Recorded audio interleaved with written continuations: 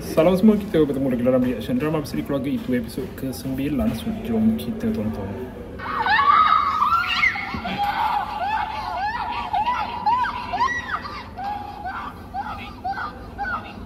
Dia dah takut yang dia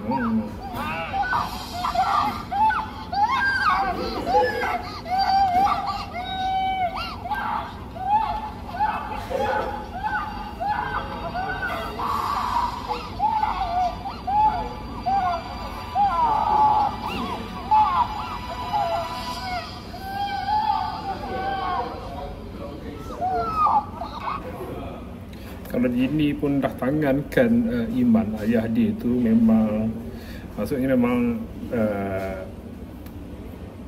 teman tengok juga Dini kena dengan ayah dia tu. Tapi mak dia tak rasa apa-apa ke perubahan yang berlaku kat Dini. Sebab sebelum ni Dini tak pernah macam tu.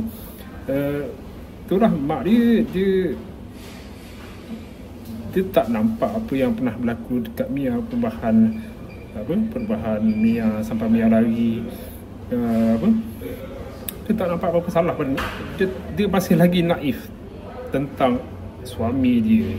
Lepas tu dia masih lagi sambung.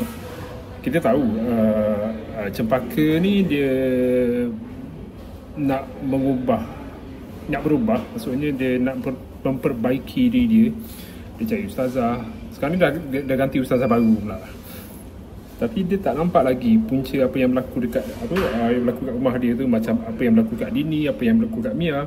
Semua sebab suami dia. Lepas tu suami pun akan salahkan diri dia jugalah, Cempaka juga, sebab tak melayan nafsu dia, tak beri nafkah batin dekat dia.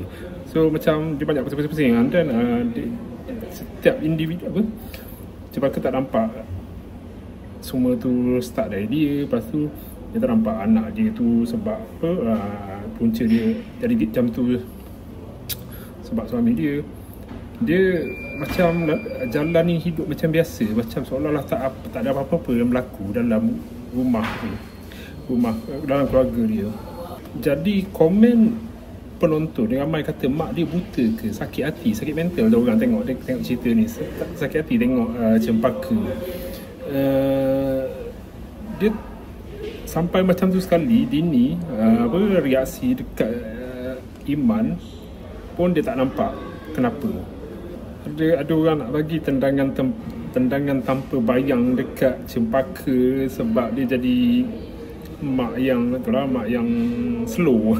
Dia punya slow tu mengundang sungguh lah. Tapi itulah cerita ni memang nak tunjukkan kejijikan. Kalau orang rasa jijik bila tengok cerita ni, memang itulah motif cerita ni.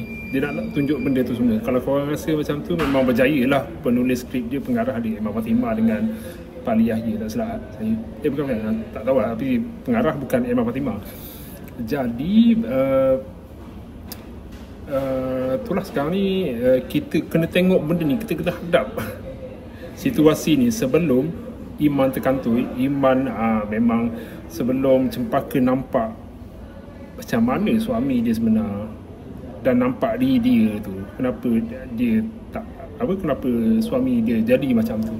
Okey, jumpa lagi.